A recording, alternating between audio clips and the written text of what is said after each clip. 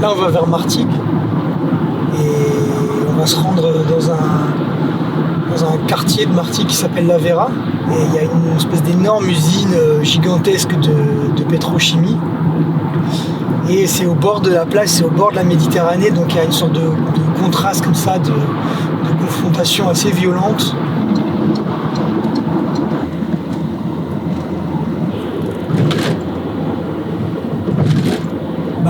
C'est l'usine Chem1, c'est le Mordor.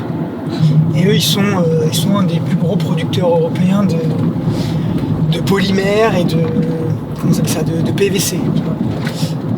Et en fait, il y a un truc un peu tautologique là-dedans aussi. Ça sert à fabriquer toutes sortes de récipients en plastique, toutes sortes de merde de plastique qui se retrouvent ensuite, qui deviennent des déchets, des espèces de vestiges rejetés par la mer et qui se retrouvent là, sur la plage où on va.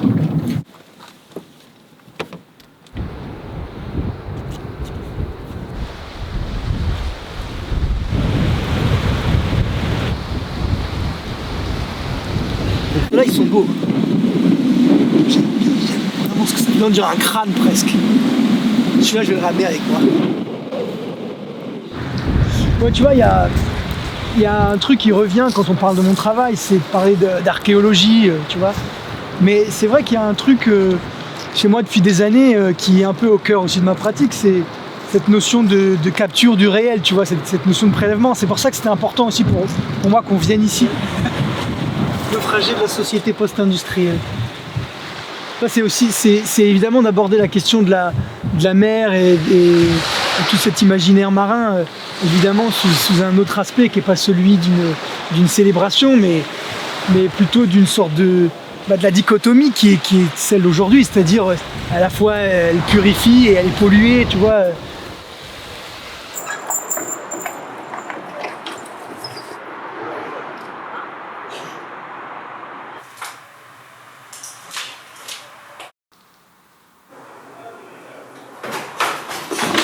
Regarde, ce téléphone, c'est déjà un fossile, alors que c'est pas si vieux, mais...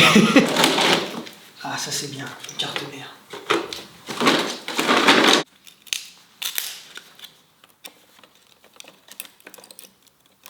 Parce que, évidemment, au-delà de faire des beaux objets sexy, enfin, il y a toujours, ça j'aime bien aussi cette dichotomie entre un truc un peu sexy et aussi très repoussant, tu vois.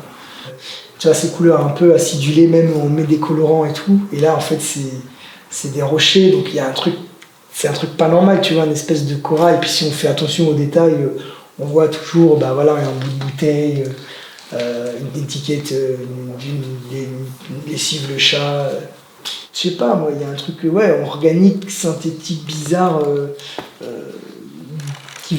comprend bien qu'il y a un malaise en fait, tu vois. C'est exactement le sentiment qu'on a quand on va sur cette plage à la Vera aussi, tu vois. Et c'est soi-disant le sang de la Gorgone, quand elle a été décapitée par Persée, qui, en tombant dans l'eau, s'est figée et a créé ces plantes qu'on appelle les Gorgones. Mais en fait, la Gorgone, moi je connaissais très bien son histoire, j'avais développé tout un projet autour de la méduse, de la créature, la méduse à la chevelure de serpent, qui fige les hommes en pierre, tu vois. Et en fait, quand j'ai compris que ça s'appelait des Gorgones, et du coup je me suis dit, en fait c'est le titre de ces rochers qui sont eux aussi des chimères en fait. Et bam, ça boucle l'histoire avec mes corps pétrifiés.